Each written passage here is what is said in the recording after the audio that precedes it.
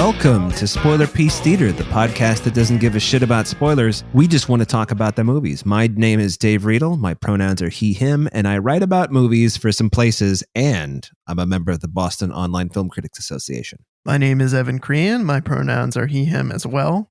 I am co-chair of the Boston Online Film Critics Association and co-author of your 80s movie guide to better living. My name is Megan Kearns. My pronouns are she, her, and I'm a contributor to Edge Media Network, and I too am a member of the Boston Online Film Critics Association. Why, yes, you are. Sure am. Yeah. Hey, it's the show, and we have movies to talk about. Funny how that works. And so this week, we have 3 movies we wanted to talk about you nice people with. They are 4 Good Days, Limbo, and Tom Clancy's Without Remorse. But first, the Oscars just happened. And Hell yeah, they did. We have things to say, God damn it. But maybe not God damn it, I don't know. But Megan, I feel like you have the Oscar list in front of you. I do. So do you want to kick things off for us?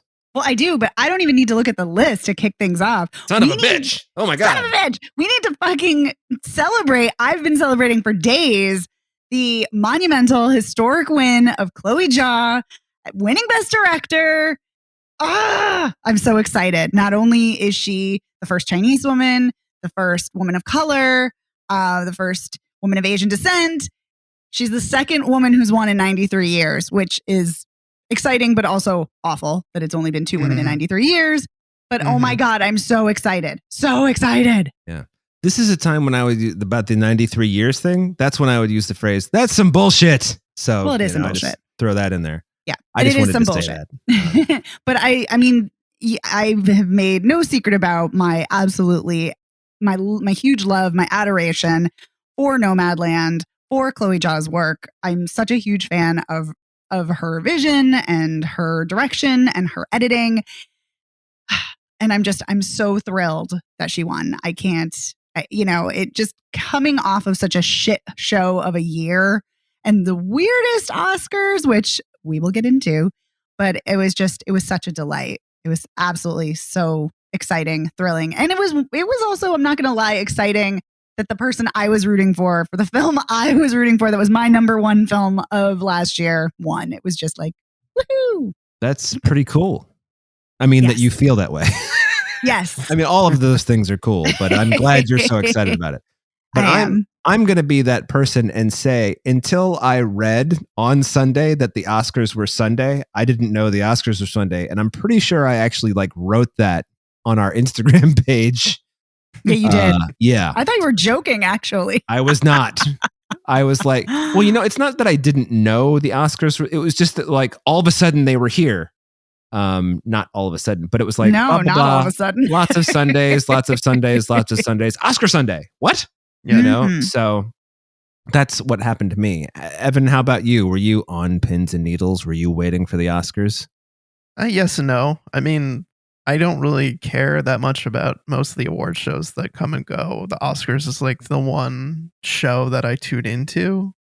And so I kind of knew in the back of my mind it was coming up, but it was just, it was a weird year in terms of being a little bit later than it normally is. And then having some weird things with the ceremony, limited capacity, some people coming in remotely from remote locations, the no Zoom rule, which I thought was kind of a shitty thing for them to do. It's a majorly shitty thing. I just thought that was really crappy. And I don't know. It was Steven Soderbergh was the director of this year's ceremony, right? Yes, Am I remembering that correctly? Yes, he was. And so I figured he would do some interesting stuff, and I think there were some decent ideas. Although I'm sure I'm not the only person to say this, that there were some weird choices that ended up with some bizarre dynamics for the night. Yeah, definitely. Do you mean not having Best Picture be the last award of the evening? Yes. Yeah, that was weird. Very strange. And getting some of the big categories, just slamming them in the middle of the show or toward the beginning of the show. It was just very strange order to put some of these things in, at least in terms of the normal award show progression. I have liked the no host thing that they've been doing the last couple of years. I don't know.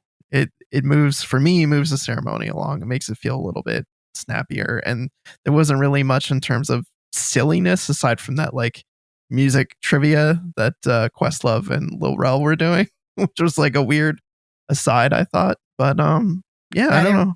That erupted in Glenn Close dropping shit tons of knowledge about hip hop and then doing debut. Yes. I mean, Yes, I have to She say, did debut? What? yes. See, that's why you should fucking watch the Oscars. I guess so. I mean, if only for Or- like, that's a great song. So Yeah, or at least watch the recap. But yeah. Yeah, I mean, Glenn Close is a class act and she's amazing in all ways. But yes, she then did. you will be interested in my opinions about 4 Good Days. But continue, please. Well, more to get to that.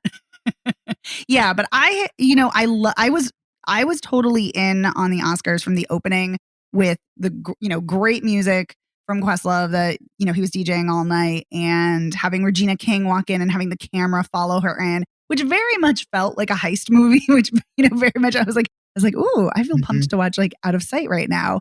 But it was great. It was such a great opening. I loved it. And then Regina King is the best and I adore her. And I love how she talked about, the trial, and how she said, if the trial had gone very differently, she would have to wear not her heels, but her marching boots, and talking about being a Black mother of a Black son, and how even though she's very privileged, having the career she does, she still obviously worries about the safety of her son. And it was just such a moving moment and such an important one. And I'm sure it's one that many Black people feel too. And I think it's important for people who are not Black people, white people, and other people of color to hear. So it was great. But yeah, Evan, like you, there was definitely some strange order choices of the awards. I mean, usually they start with Best Supporting Actress. So I'm not surprised that they started with the big one right away. It was different though by doing Best Screenplay. And I was like, oh, we're doing a truncated version of the show, so we're going to move it along faster. And no, that didn't happen. And yeah, and I feel like in a year where you have not one woman nominated for Best Director, but 2 women nominated for Best Director, and their films are nominated for Best Picture, I think it's appalling to not have had them be Best Picture at the end. It's such a huge mistake. And, I know that I haven't read in the past day, so I don't know if anyone has come out and clarified this in the past day, but I know there was various speculation about why they had Best Actor at the end. Like, was it to honor Chadwick Boseman? Were they so convinced he was going to win that they wanted to end on that? Or was it the fact that Steven Soderbergh was kind of doing a massive throwback to the original Oscar, Days of Oscar, where it was not Best Picture as the last category? Regardless, I think it was awful. And one of the producers did come out and talk about it. And he said that it was a calculated risk and he thinks it's one that would have paid off because people are talking about it. But somebody had a really good observation about it is that they were so, if it was that they were so convinced that Chadwick Boseman was going to win, and to see, his wife crying or to see other people crying, like they're capitalizing on Black pain and trauma. And that's really gross. And I was like, yeah, that really is it. Like, any way you slice it, I think it's an awful choice. But anyway, I'd rather talk more about we could certainly keep talking about the award show itself, but I'd rather talk more about who won. I find that really interesting. Okay. So I'm curious what you guys think.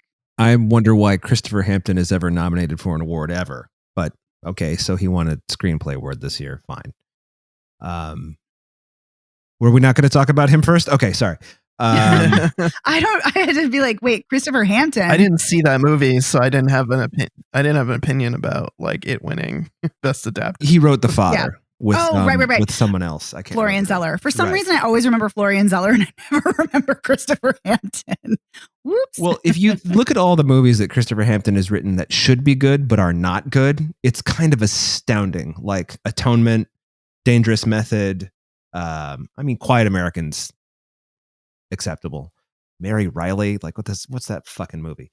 But did you see The Father? I didn't. That's the thing. Yeah, see, there we go. I don't know if we can really comment then because we haven't seen The Father. Well, I'm just saying that I've seen a lot. I mean, he's written so many movies and I'm kind of astounded by how many of them I've seen. And I would say a good 3/4 of the movies I've seen, I think are crap. So that's just that. Whatever. Doesn't matter. It's just one. Not that it doesn't matter. I just think it's on a different. I just would be curious on your thoughts about what actually won. Well, see, I would not be other movies in someone's oeuvre. Well, I'm kind of interested to see The Father, but I just, I was gonna see it, and then I remembered that movie from a couple of years ago. Still Alice, I think it's called, where Julianne Moore's character has Yes. early onset dementia, and I was just like, I Yes. just don't want to go through that again. Whether it's good, bad, or indifferent, I don't. So maybe that's a little bit selfish on my part. I don't know. Then again, I didn't really want to see, a woman get murdered at the end of Promising Young Woman, but that happened too. So whatever. Yes, it does. Yeah. And that's a great I was- screenplay. Yeah. Which one? I was glad Best that original? one. Best original. Yeah. I thought that was, I mean, I haven't seen Judas and the Black Messiah, but I would have liked Sound of Metal or Minari as well. But I'm glad that Promising Young Woman won. I know that was like kind of a divisive movie for people last year. I was one of the people who loved it and thought it was fantastic. And so I was really psyched that it won Best Original Screenplay. Yeah. Yeah, I think the screenplay is probably one of the weakest parts of that film. So I'm kind of surprised it won. I'm not surprised actually, because I feel like that's a film that if they're going to award anything, they're going to award it to they're going to award it Best Screenplay. Right. But I feel like I would have rather seen actually, I really would have rather seen Viola Davis win, but I would have rather seen Carey Mulligan win, because I think that performance, it's just show-stopping career best performance. Yeah, I was excited for Emerald Fennell because I love her, and she's, again, talking about women winning. She's only the second woman who's won, or she won. A woman hasn't won that award since Juno, since Diablo Cody, Right. which is such a long time. So yeah, but I would have loved to have seen Minari win. I would have loved to have seen Sound of Metal, because like you, Evan, I think those are absolutely brilliant films. But so even though my pick wasn't Promising Young Woman, I have, as I've shared, problems with that film. It does a lot of things right. And yeah, so I was excited because I do like her writing overall, even if not for this so much. But speaking of Minari, I want to talk about how exciting it is that Yoo Jong-yoon won. How exciting is that? It's very exciting. Supporting actress. She gave a swearing, smoking, spitting grandma, rock and roll. She did give a really good speech. Yeah. Yeah. I really enjoyed her speech. She's hilarious.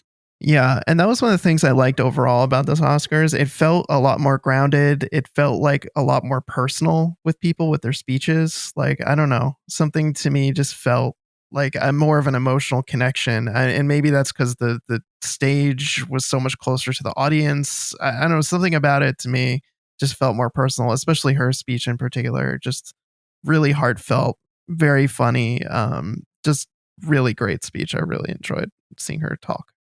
Yeah, and such a great performance too. Mm-hmm. I would go out on a limb and say it's just because we're all so different now from how we were last year, or at least, I mean, I am.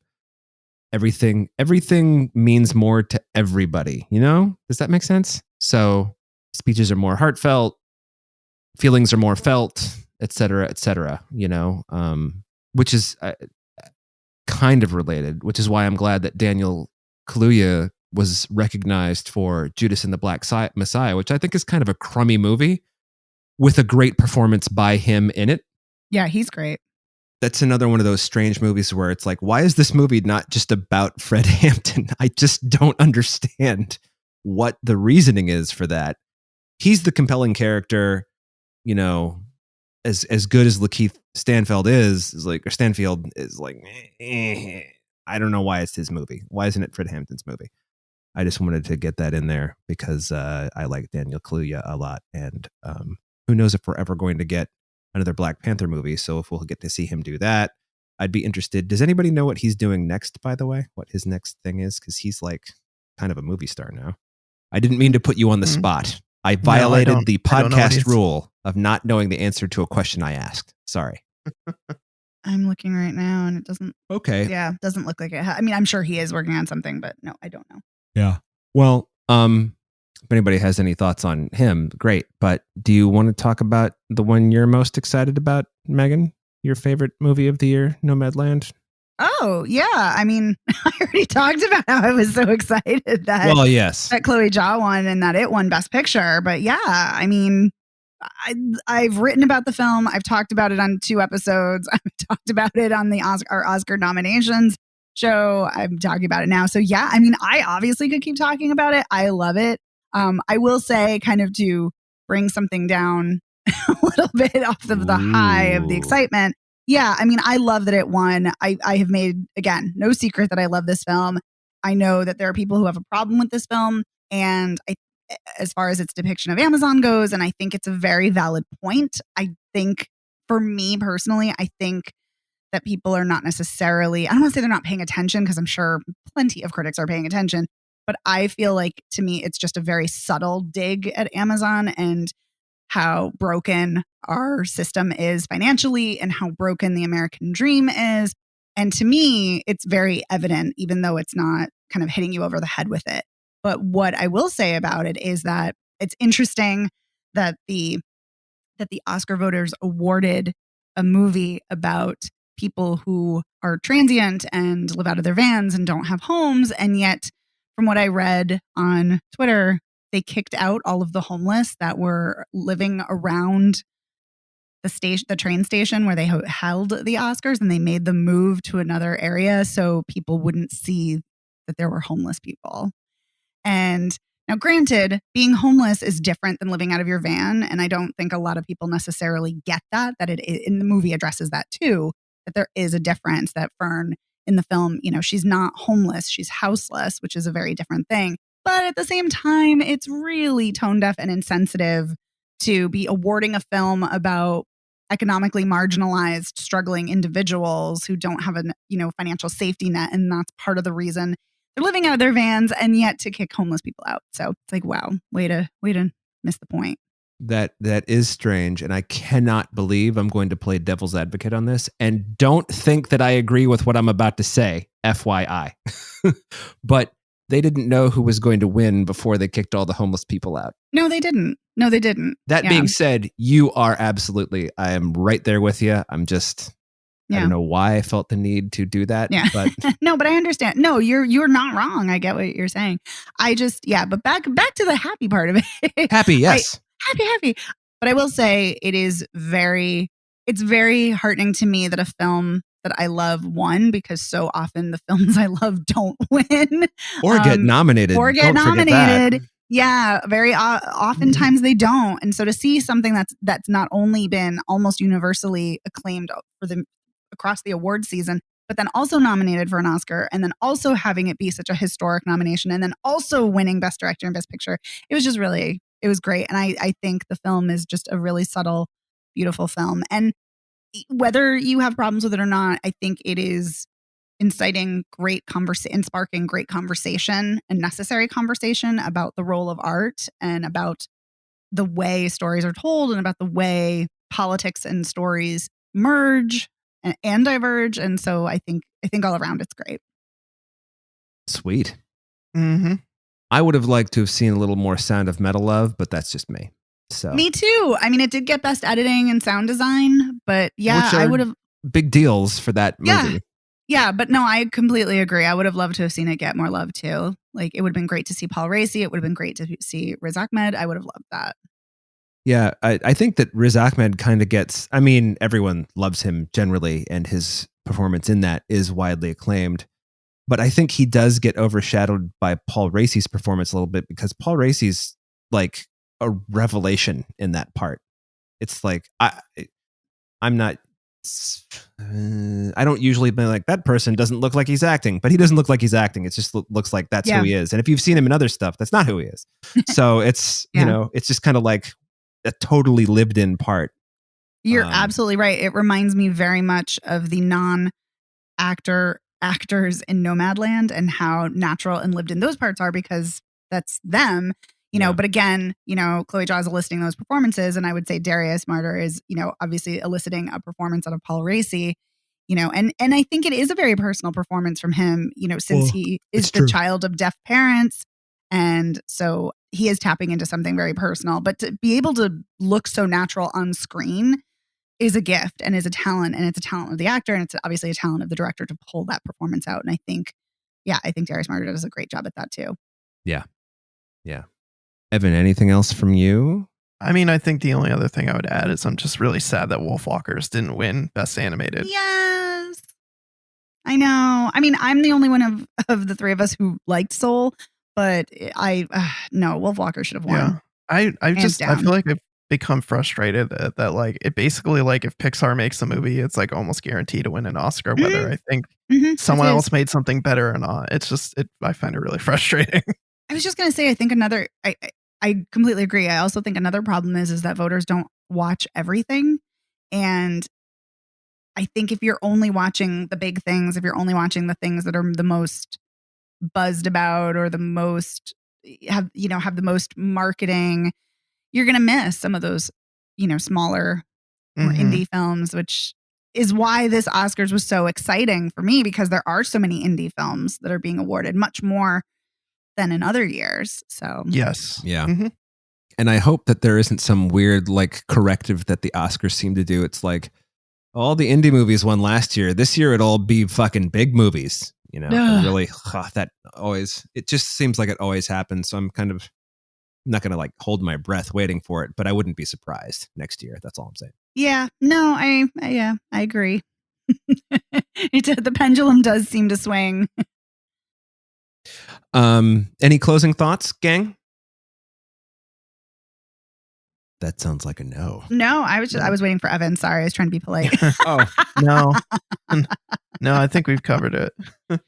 Yeah, I'm just excited selfishly that so many films and performances that I loved were nominated, and not all of them, of course. Nobody gave First Cow any love at the Oscars, which is very, very sad. Or The Assistant. Nobody ever gives Kelly Reichardt, Nobody gives Kelly Reichardt love, and it's very sad. Yeah. She's the best. She's one of my favorite directors. Big fan of Wendy and Lucy, but whatever. Oh my God, that's a heartbreaking film. It really is. We should stay on target because oh my God, I could talk about that for hours and hours. But yeah, no, but I think, the other thing I do want to say is that speech by Thomas Vinterberg when he won for another round, it fucking floored me. I had no idea that his daughter died. Yeah. Like 2 days into production. Like, oh my God, that was so heartbreaking. But yeah, great film though. But it was very, very sad. But yeah, this was a weird Oscars, very weird anticlimactic ending to have Joaquin Phoenix go off script and then not have Anthony Hopkins there because they wouldn't let him zoom in. And I'm like, really? You're not gonna let him zoom in? Whatever. But anyway. Okay. So a lot of yays. Well, from weird and sad, let's move on to sad and or whatever Yikes. else and talk about 4 Good Days. Oh, yeah. 4 Good Days, No Good Teeth. So this movie is it's about a woman decides she's I guess technically they call her a junkie. She does a lot of heroin, but she's done everything. And she has come home she's played by Mila Kunis. Her name's Molly. She's come home to her mom's house, Glenn Close, to try to get clean and sober so that she goes and she detoxes and she finds out she can get this shot that will basically make her immune once a month. It's a real drug. I can't remember the name of it now. But basically it's like, there's another thing. It's they call it an opioid antagonist. Yeah, it's a blocker. It prevents you from getting high.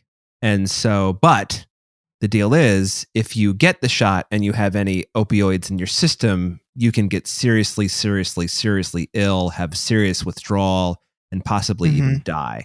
So at the end of the detox, she's been sober for 4 days. You have to be sober at least 7 days to get the shot.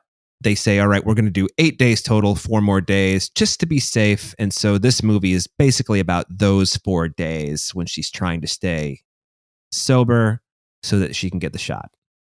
And does she stay sober, everybody? No, she does not. We're diving into spoilers. That's what we do. No. Yeah. She does not stay sober, unfortunately. No. And she goes and gets the shot anyway and goes through violent withdrawal. Yeah. And I would think that aside from the fact that withdrawal is withdrawal, if you're going to be vomiting that much, you might dehydrate to death. I don't even know what the term for that is. You don't have enough water in your body to survive and you can't replace quickly enough. So anyway, what do we think of this movie, this performance, these performances? Glenn Close, Mila Kunis, etc.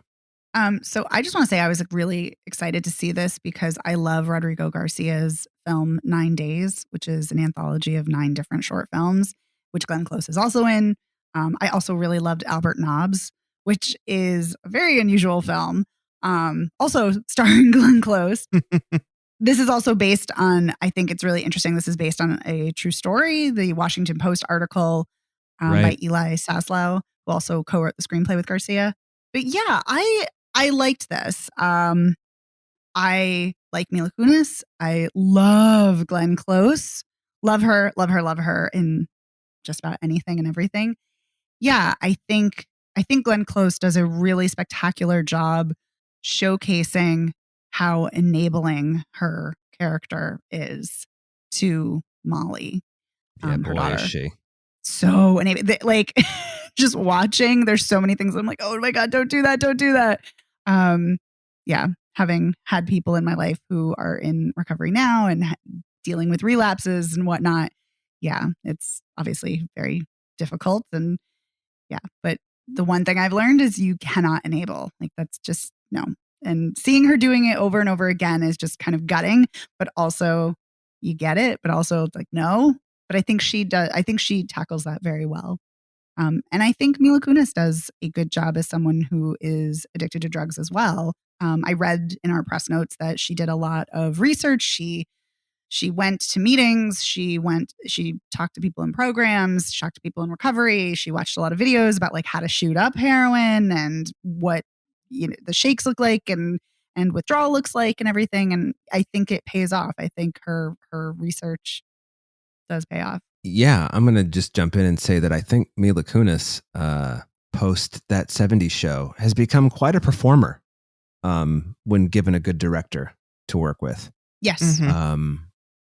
I am going to have to disagree with you on Glenn Close. I'm afraid. That's okay. I'll leave it there. You don't have to be afraid. No, I'm afraid. It's just I actually found her performance really distractingly unnatural.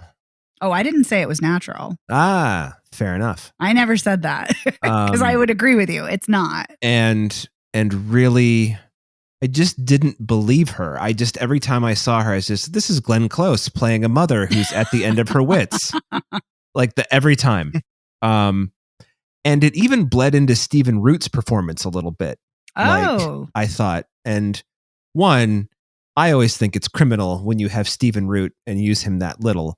But that's all that's really required of him. That's how the screenplay is set up. Yeah. Whatever. Yeah, his character is supposed to be kind of like hands-off, detached. Right. Like Yes. it's so obvious from the get-go that he has an emotional distance from this that she doesn't because it's her daughter. Like Right. he's very quick to like, yeah, just leave her out there. Kind of like his attitude is like, yeah, don't let her in. Like don't get involved in this again. Don't get, he's very quick to be dismissive of Mila Kunis' character. One thing I think the screenplay does get right, though, is how his character he's not a dick about it, but he doesn't, it's detachment, I think is a good word, as Evan, because he's so detached. He doesn't have the emotional connection. And even though he doesn't mean to be cold or heartless or whatever, that's how it comes across. And it also comes across as, and I think Glenn Close's character accuses of like using platitudes. And that I found very accurate, but yeah, just the Glenn Close performance just didn't work for me the way it did for you, Megan. But overall, I thought the movie was actually a pretty good. I mean, if you've ever been addicted to hard drugs or known people who have, they got that part right. But I think on the whole, it's kind of a mixed bag performance-wise, although it has some really powerful moments. The classroom scene. The classroom really scene, it's good. Oof, like when that young woman speaks up and she's like, I'd never let myself get that far. That's the kind of thing where you just want to be like, look, kid, I know that you think you know everything, but it's a good thing I don't have a bat with me, because you're an idiot. Oh, I know no. that's a fucking Let's not horrible. advocate violence against I'm not young women. advocating violence. Jesus Christ. So, it's like that scene in particular, that's, Mila Kunis's performance in that scene is really good and heartfelt. So I think that performance is that scene is very raw. It's a very raw moment, very like naked, emotional moment, and I think Mila Kunis knocks it out of the park there. I think, yeah, I liked this film. I think there's some really great performances. I do like Glenn Close, although I see a little bit of what you're saying, Dave. There are moments where I kind of feel like I'm watching Glenn Close play this character, but I still think she gets the emotional truth of the part. And there's just I think part of what makes this story so compelling is this like constant push and pull where you see both characters. You see this mother and this daughter, and you see in so many instances where they are both right in a scene. Like they're both right in the way they're feeling about the other person or being annoyed about the other person for, you know, Glenn Close being upset that she can't trust her daughter, or, being annoyed about this or that, or Mila Kunis being upset that her mom won't trust her or give her a chance, or, like there's so many scenes where you can identify with each one. I think for me, one of my issues when I was watching the movie is I feel like when I was watching it, I felt like the movie was judging Glenn Close for her inability to feel comfortable or to trust Mila Kunis's character, which I think was totally understandable. And I feel like the movie kind of like was being judgmental of that. Like, oh, why can't you just trust your daughter? She's really going to get it this time. And then when she does reveal the fact that she's been using again and that she's lied a bunch of times in this like intervening couple days, to me, that kind of took the wind out of my sails a little bit. Even though I know we've set that dynamic of the push and pull, I just felt like the movie got me to judge Glenn Close, and then I felt like an idiot. It was like, oh no, she was totally right for like being skeptical of her daughter and worrying that she was lying this whole time and being so high strung. Well, I mean, I think that's one of the things that's difficult about addiction, right? It's when you're the person who's not addicted, where do you decide to draw the line? Or they're both right. It's like, you have to trust me. Okay, I have to trust you, but I have years of evidence to back up not trusting you.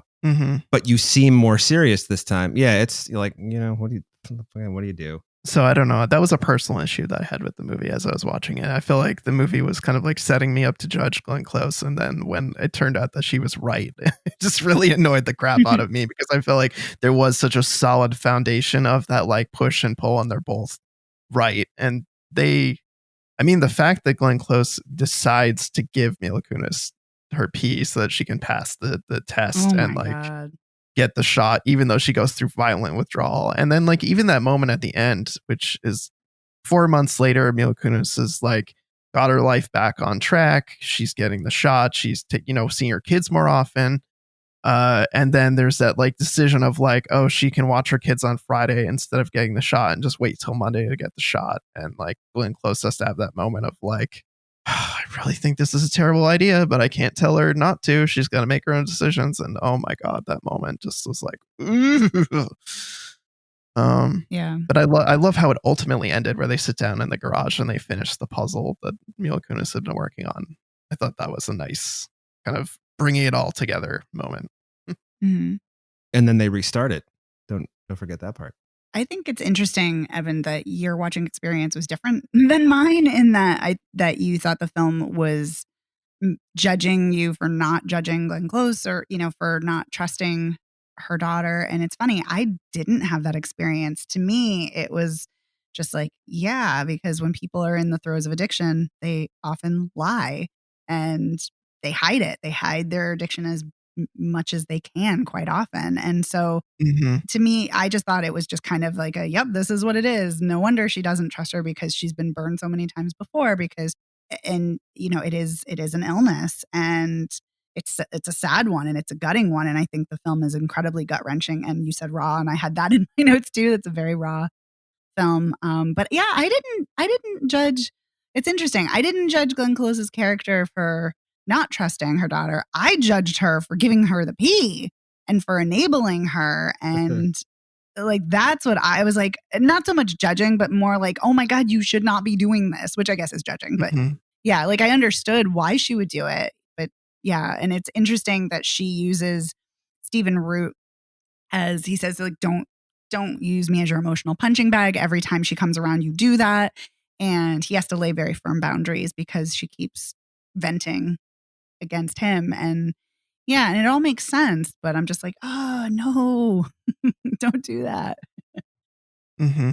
The one scene I wanted to talk about too, sorry, I just want to, this is kind of off what we've been talking about, but the one scene that I think is a complete misstep and misfire for me was the scene about the trans woman that Mila Kunis's character Molly had gone to high school with.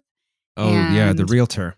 Yes, and talking about her transition and misgendering her, and it just was so cringy, and I was just so uncomfortable.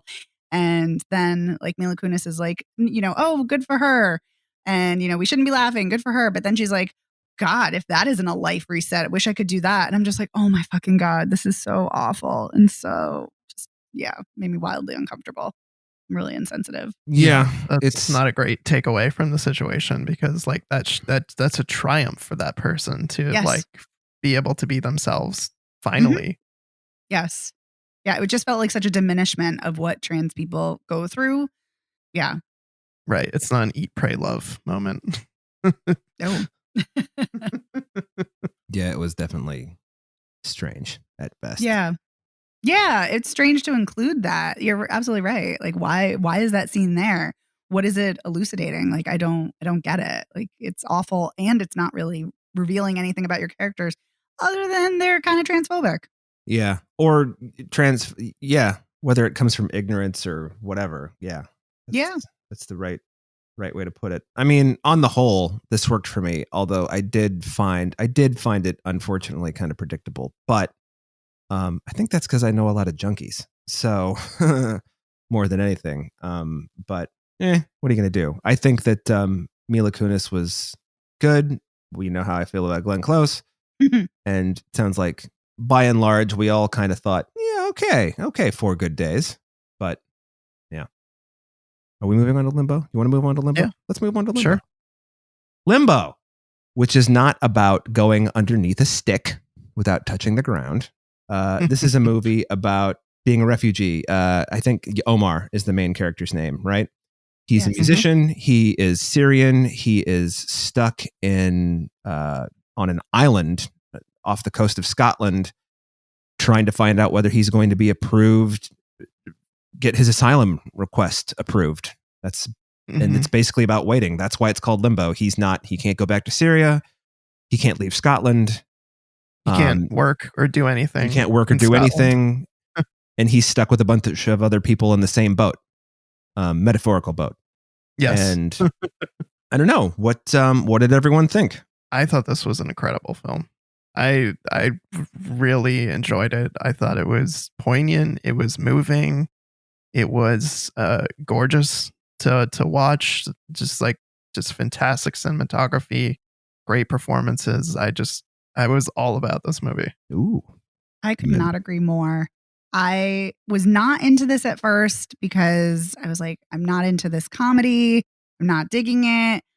I kind of zoned out. And then something shifted, and I'm not exactly sure where it shifted, but something shifted. And I found this a disarmingly moving film. And I actually watched this a second time, and I loved it even more the second time. Oh my God, there's so much. Everything you said, Evan, I completely agree. Farhad absolutely breaks my heart. The fact that you find out why he left his country and why he can't go back to Afghanistan is so sad. That, I mean, it's not sad that he's a gay man, but it's so sad that, he reveals, he's like, I can't, he's like, and because Omar's like, why don't you go back? Why don't you go back? And he's like, I can't be myself there. And it's like, as soon as he said that, I was like, oh! And I mean, there's clues before, the fact that he idolizes Freddie Mercury, and he says it's because they're both Zoroastrian. But I'm like, no, I don't think that's why. Yeah. And I'm like, there's kind of a hint, but yeah, to have it confirmed that way it's just such a gutting moment. And then when he has the chicken, Freddie Jr., and then he gives the chicken back and he says, shukran, thank you. Like, I was just like so moved. And he talks about how the new one is getting picked on. And there was just something so moving and poignant about that, because clearly he's talking about, himself and other people feeling ostracized. And the scenes, the fact that it was like the scenes that Omar keeps watching over and over again on his phone about his performance and his parents and his brother cheering for him. and he hasn't played the oud since he's left, Syria. He hasn't played, but he carries around the case as if he's everywhere.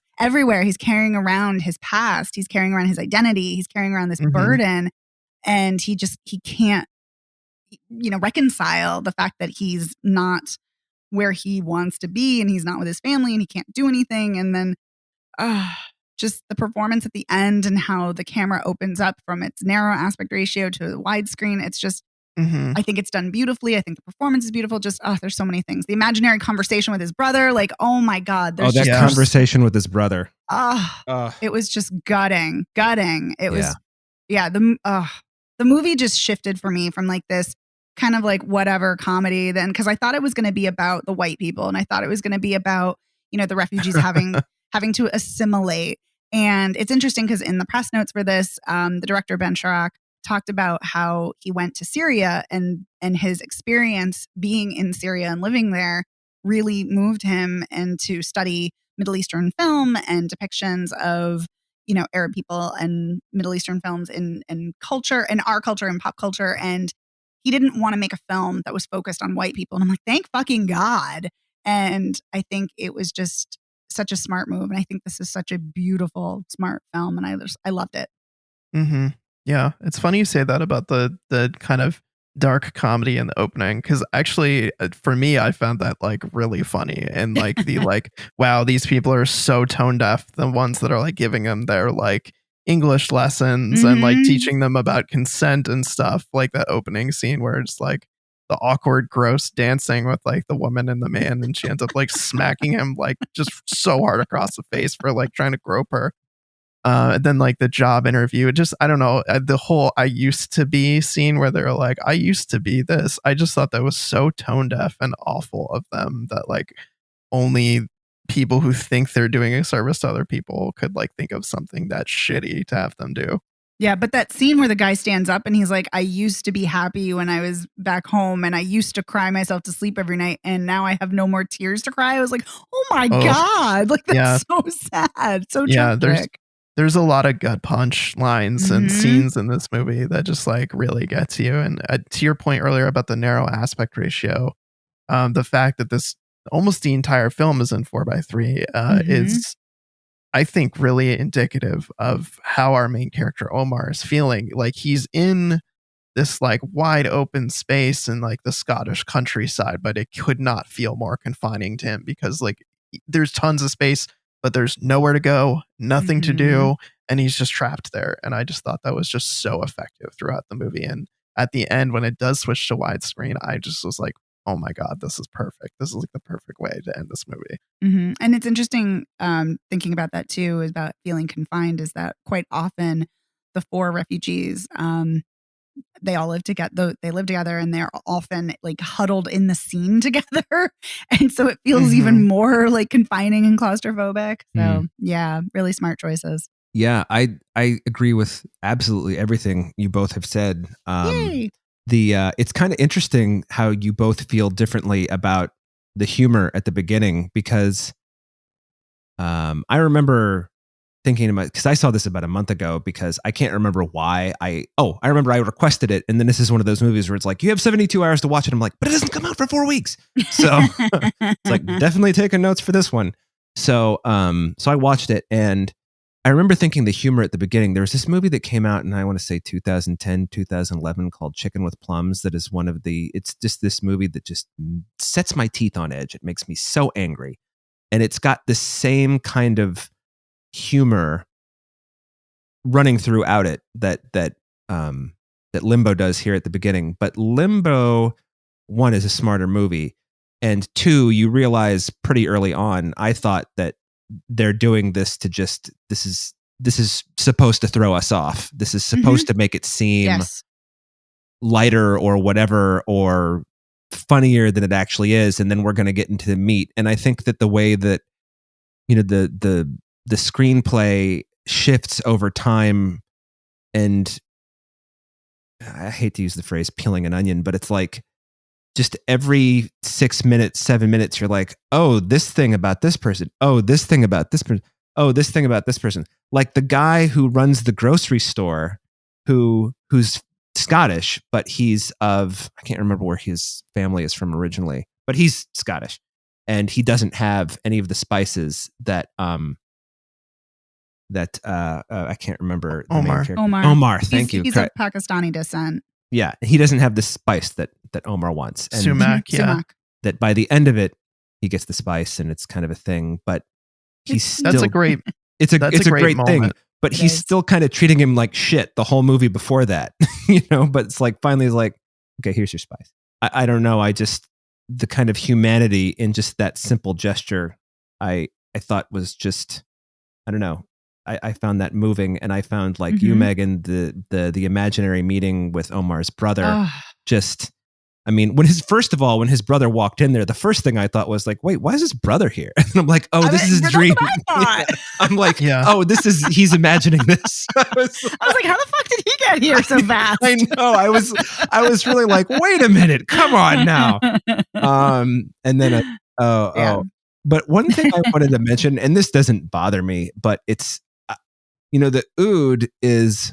I think the movie, they talk about how gifted Omar is as an oud player and this, that, and the other, but I don't really think that, and I don't really know that the movie wants to do this or needs to do this, but they don't really let you know just how difficult the oud is to play, even for people who can play other stringed instruments really well. It has no frets. It has a short neck. It's like if you've ever played one, and I play guitar in a very mediocre, rudimentary kind of way, picking it up, it's truly like, I don't even know what the fuck to do with this thing. So the idea that he is just such a gifted musician, you already know, before you know anything about him, he's got this instrument that if you can play it in the part of the world he's from, you're kind of a hero. And then he's stuck in Scotland, and he can't play it because he can't play it emotionally, and he can't play it because who would give a shit anyway? And it's just, the whole thing is just so sad, So when he finally does play it, and like you two said, the aspect ratio opens up wide, it's kind of like almost like a sigh of relief, even though he's still stuck there.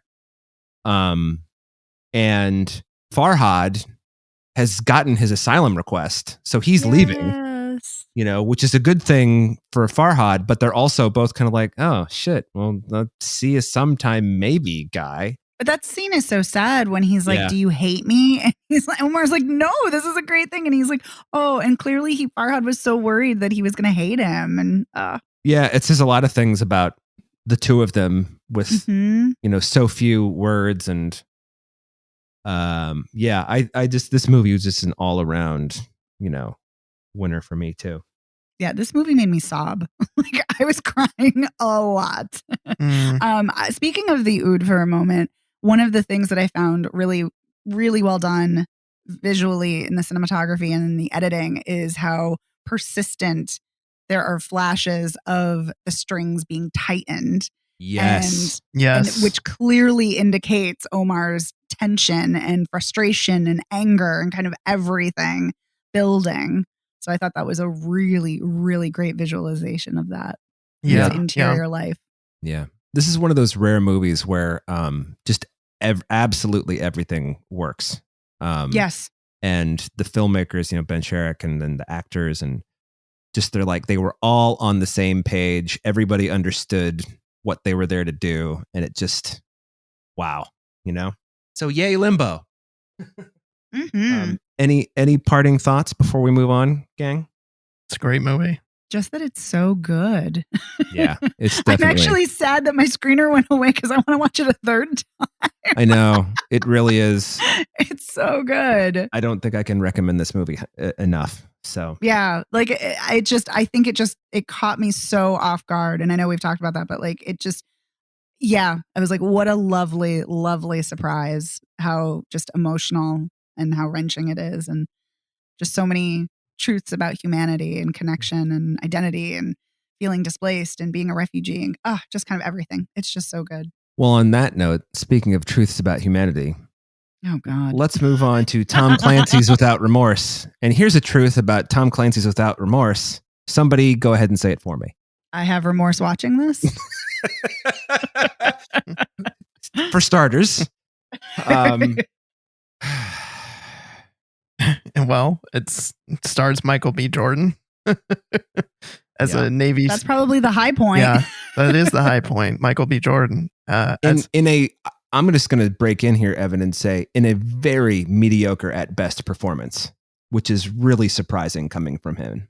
Yeah, I think a lot of the problem with the movie is the writing. Yes. I mean, well, yes. let's summarize the movie real quick first, and then we'll dig more into like what the problems are with it. But Michael B. Jordan plays John Clark, a Navy SEAL who goes on this like path to avenge the murder of his wife, and then he's like in kind of peeling back layers on this larger conspiracy that it's so predictable in so many ways of like, oh, as soon as we see Guy Pearce, who's like the Secretary of Defense or whatever the fuck his position is, you're like, okay, he's the villain. Like, we've seen Jamie Bell, he's an asshole, but like we know the Guy Pearce is actually the villain in this. Like, we're not, don't be fooled. Yeah. Yeah. It's just so astoundingly disappointing how you can have this much talent behind the camera and in front of the camera and just fucking make such a turd. I mean, one of the problems with, and I think this is true of a lot of Tom Clancy, Tom Clancy, the novelist who has been dead now for about a decade. He was like a Cold War novelist. And then 3-4 novels into writing about the Cold War's over. What are you going to do now? And so then he spent the rest of his career writing these trying to bring it back. Yeah, these fucking dumbass conspiracy theory, CIA, whatever novels. And I've read a couple of them because like everybody a generation above me who is a dude who had anything to do with the military had all of these books and just fucking devoured them. So I'm like, all right, maybe these guys are onto something. And, Hunt for Red October, good book. Red Storm Rising, good book as far as like story goes. But then you get into this other stuff and it's just like this fucking right-wing jerk-off fantasy bullshit. And that's how it feels on screen too. It's like, I'm sorry that your wife was murdered. That is a truly terrible thing, and your child. But then just this whole weird revenge, whatever. And I also don't believe anybody would recover as well as he did from those wounds that he had, by the way. Yeah. Let's just throw that out there. Yeah. I just want to, before we continue, since you brought it up, and I'm so glad you did, Dave, I just want to talk about the fridging of his wife is the most egregiously disgusting thing about this film for various reasons. And fridging is always gross. I always fucking hate it. But also considering the violence that Black people face every day in the world, this feels even more horrible and awful that she's just gunned down for no reason. And couldn't they just have had his colleagues be killed and then he could avenge them? Like, anyway, it's so gross and unnecessary. Yeah. It just speaks to the bad writing.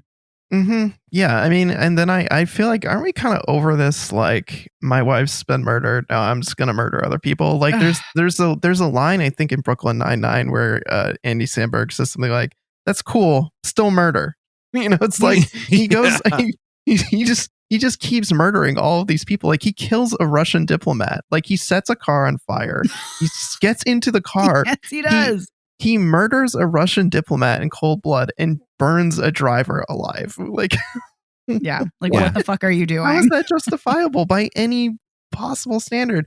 And then he just they go to Russia later in the movie and they're just gunning down random soldiers and like just killing random cops and other people. And you're just like, what? Like, I'm sorry, how is any of this acceptable? Yeah. It's not. It's gross. This movie also commits one of the cardinal sins of action movies, which is to have all the action scenes be dark so you don't know what the fuck is going on. And it's like, all right, I'm a layperson. I was never in the military. So I understand that fatigues all roughly look the same. Now, explain to me in, visual terms, why they can tell the difference between their own team members and other people who are wearing the exact same shit. Yeah. Well, you find out later they can't, because that's how Michael B. Jordan sneaks out. He sets off a bomb and then throws on a gas mask and walks out, and none of the Russian soldiers realize that he's American. So, which, by the way, is one of the major plot points in The Professional, but whatever. Let's just fucking steal from a Luc Besson movie from 1994. Why not? It's a better movie. Yeah. I will Yeah. say though, speaking of the action, since you brought it up, I will say the one good scene that I liked was the prison cell fight scene. That was effective. Yes. Yeah, it's great that he puts the t-shirt around his wrist or his hand to brace it, and then he's got the sink going to overflow, so it's slippery. Very smart, really tense, and really well choreographed. That one scene, and then I was like, okay, maybe this movie's picking up. No. Yeah. That was No. a kind of wish fulfillment. I feel like that scene, like watching like a black man in prison take down a whole group of guards dressed in riot gear with his bare hands. I just thought it was like, this is like such an exciting scene to watch and an interesting way to flip the script. And then we didn't get more stuff like that. I mean, other than as a character, he continues to persist in situations where he might not otherwise because of like just racist people in the military or in the government. It's sad because I feel like there was a really good opportunity here to make an exciting movie. And I think some of the action scenes I think are good and entertaining, but the story is just so weak. Like the villain's motivation for like trying to restart a war with Russia because it's gonna supposedly unite people in the country again. So dumb. That's so stupid. And just the dialogue in this is terrible. It's so ridiculous. Like Michael B. Jordan has so many of these like dumb one-liners, and like he says things that like he'll like just kind of ramble into like a rant about something like, I trusted them to take care of me and they didn't take care of their own. And it's just like, it's lines like that where you're like, he's like not even talking about things anymore. He's just mad about the government betraying him or whatever. But, that would have been an potentially interesting film if it was actually about being mad at the government. But this movie is so fucking mediocre and so formulaic and just, it should be ashamed of itself. What a waste of Michael B. Jordan, and what a goddamn waste of Coleman Domingo. My God. He's so wonderful, and I was so excited to see him. And then he's in it for like 2 quick scenes. I'm like, what a waste. Yeah. It's a waste of Jodie Turner-Smith. It's just, this movie just pissed me off. I was excited to see this because I just thought, my hope whenever I see Tom Clancy's name is it's The Hunt for Red October. It's going to be as good as The Hunt for Red October. Never. Because the thing about The Hunt for Red October is it doesn't matter that that's a Cold War story, because that's a story about like people who are good at their jobs, like escaping dangerous shit. So that's what that movie. I mean, that's not what it's about, but that's what it's about. None of Tom Clancy's other adaptations that I have seen, and I've seen a lot of them, are anywhere near that level of skill, writing wise or direction or acting. And the other thing I would like to mention is the John Clark character. Before Tom Clancy died, I just looked it up. It was 2013. I think that John Clark is in 12 or 13 novels as the main character or a major supporting character.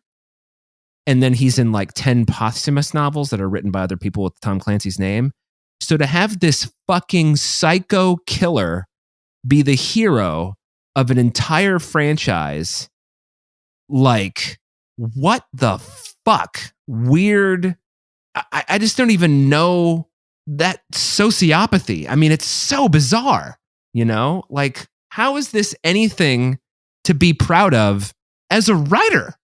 Let alone, it's kind of like how if you ever read the novel Death Wish and then you saw the Charles Bronson movie Death Wish, you'd be like, these are 2 different fucking stories. Like, one's about how vigilantism, the book, is a terrible idea.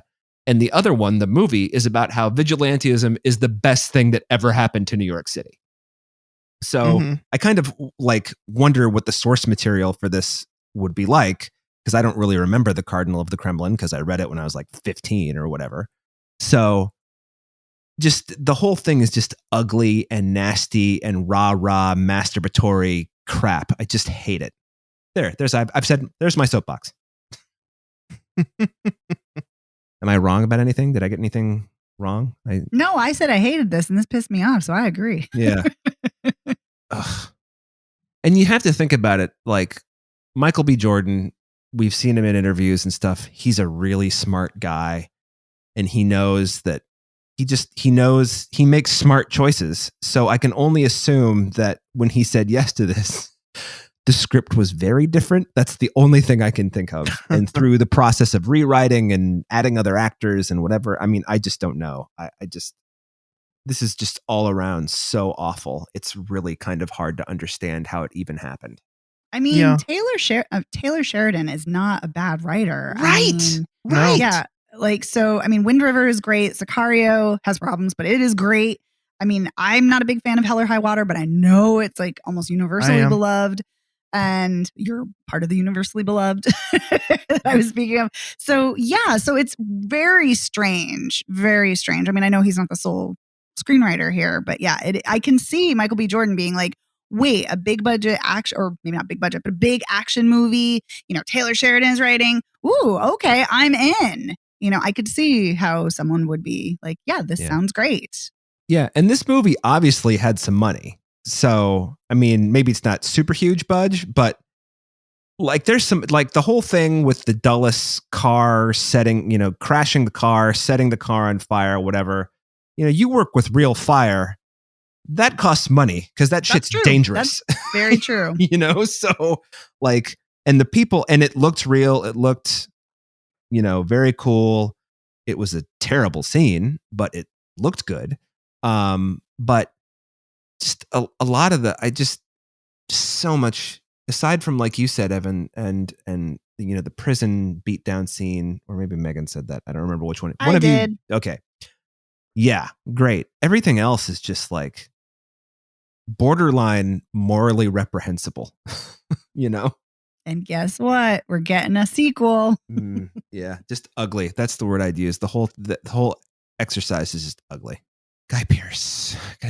When you put Guy Pearce in a part that small, it's Roger Ebert spelled it out for us years ago. When you have an actor of that caliber in a part that small, you know who your villain is instantly. But nobody, not necessarily, because he's also in the tiny role in the Hurt Locker, and he's not the villain. Well, yeah, I think you could argue that the Hurt Locker, that's a different kind of. Totally, I'm joking. Tiny. Okay. Thank you. Well, anybody else? Anybody want to add to any of our previous rants about this movie? Yeah. No. Just bummed. Just bummed overall. This movie is not very good, and the ending was anticlimactic. It's just, I don't know. It's just so many problems. Yeah. Yeah. Oh wait, I do have one more thing. The reason I wanted to talk about Limbo right before talking about Without Remorse is that they both are dealing with people from Syria in very, very different ways. And granted, actually in Without Remorse, it's actually dealing. Michael B. Jordan is dealing with the U.S. government, obviously, and with the Russians. But in the beginning, they're supposed to be going in on a mission where there are Syrian, maybe terrorists. I'm not entirely sure. But I was just like, oh, fuck this movie. We're getting people from North Africa and the Middle East and Arab people who are, again, the villains and seen as terrorists. So I was glad that didn't happen. But still, at the same time, Michael B. Jordan his character seemed kind of like mad that it wasn't, and that it was the Russians. Anyway, to me, it was like such a weird but stark contrast about respecting people from different places. But anyway, I digress. This movie's no good. Well, folks, that's Spoiler Piece Theater. Wow. What an interesting, one movie we were all like, yeah. Another movie we were like, we love it. And then to end Without Remorse. I kind of feel like we owe you an apology, listeners. No, because Limbo's great. Hashtag no regrets. Yeah. No regrets. Yeah. Without Remorse. Hashtag no regrets. But we should talk about where you can find these movies, because we haven't done that yet. Yes, we certainly should. So you guys are going to have to help me out. I know that Without Remorse is on Amazon Prime. If you have Amazon Prime, you have Without Remorse. Limbo is available in limited release and on demand, if I recall. Mm-hmm. And somebody help me with 4 Good Days, because that I don't remember. Yeah, it looks like it's in theaters. Yes, it's in theaters today, and then it will be on demand starting May 21st. So there you go. And that is Spoiler Piece Theater. Thank you for listening to us talk about the Oscars. We had a good time doing that at the top. If you haven't seen Nomadland, simply because it is historic setting, and Megan liked it a lot more than I did, if you guys recall from a couple weeks ago. Nomadland, whatever. But it's a big deal. So And also Minari and Sound of Metal. We loved Minari, those too. exactly. Promising Young Woman. You guys loved. Yeah, it's you know, it's like you were saying, Megan, you were so happy because, you know, a movie that you, lots of movies that you like so much, but one in particular was the big award winner. We all did, like, we liked a lot of movies that got a lot of recognition this year. So that's cool. That never happens. I know. It was nice. So anyway, so that's Spoiler Piece Theater. Thank you, everybody. Want to give a big thank you to our editor, Otto Clammer. Thank you for taking the heavy lifting out of our hands each week and doing it for us. Thank you, Otto. Thanks, Otto. If you are a Spoiler Piece listener and you want to tell your friends about us, tell them that they can listen to Spoiler Piece anywhere they want to listen to podcasts. So blah, blah, you know where you listen to podcasts. Go there, get it, download it, subscribe. That would be great. You can also find us if you want to at spoilerpiece.com. You can find us on social media. We're Spoiler Piece Theater on Facebook. We're at Spoiler Piece on Twitter, Instagram, and Letterboxd. If you would like to get in touch with us and tell us, no, Dave, actually, Without Remorse is the greatest movie ever, and here's why. You can do that, spoilerpiece@gmail.com, or you can give us a call at 862-21-PEACE. And you can leave us a voicemail, and you can use as many F-bombs as you like to say that Without Remorse is the greatest movie of all time. And what are you thinking, Dave? Michael B. Jordan made a great career choice. Sure. Anyway, if you like the show, please rate and review us by going to ratethispodcast.com/spoilerpiece. If you want to do it on Apple Podcasts, that helps us out a lot too. If you really, really like the show, consider joining our Patreon. This week, our exclusive audio is a poll result. We do a poll each month. We have our $5 and up Patreons vote on it. The poll was about hair movies. Patrons, you chose the movie Bad Day, and so we discussed that at length over on our Patreon. You mean blow dry? Blow dry? What did I say? Bad Day. Bad Day? What the fuck is wrong with me? Oh, patrons, you know why? It's because I looked at my notes really quickly and I saw the letters B and D. And I said Bad Day. Blow Dry, starring Josh Hartnett and Alan Rickman and Rachel Lee Cook and Natasha Richardson. That's the movie we talked about, the poll winner. And while we're at it, we would like to thank all of our patrons by name. Yes, we want to give a huge thank you to Bill Scahan, Bob Chipman, Charles Nash, Chris Wilkinson, Davida Margolin, Deirdre Crimmins, Christopher Jensen, Max Coville, Mike, Lord of the Sith, Rory Glynn, Sean Pensionar, Shauna Harris, Shelley M. McCaskill, Shona Glasgow, and Zach Pigeon. Thank you so much, patrons. Thanks, patrons. Thank you. And my name is Dave Riedel. I write about movies for some places. You can follow me on social media, Twitter, Letterboxd, and Instagram as Dave Sees Movies. My name is Evan Crean. I'm co-chair of the Boston Online Film Critics Association and co-author of your 80s Movie Guide to Better Living. You can follow me on Twitter and on Letterboxd as Real Recon, and that's real as in film reel. And my name is Megan Kearns. I'm a contributor to Edge Media Network. I too am a member of the Boston Online Film Critics Association. You can follow me on Twitter at OpinionSWorld and on Instagram and Letterboxd at The Opinion S. Thank you, everybody. We'll see you next week. Bye. Bye.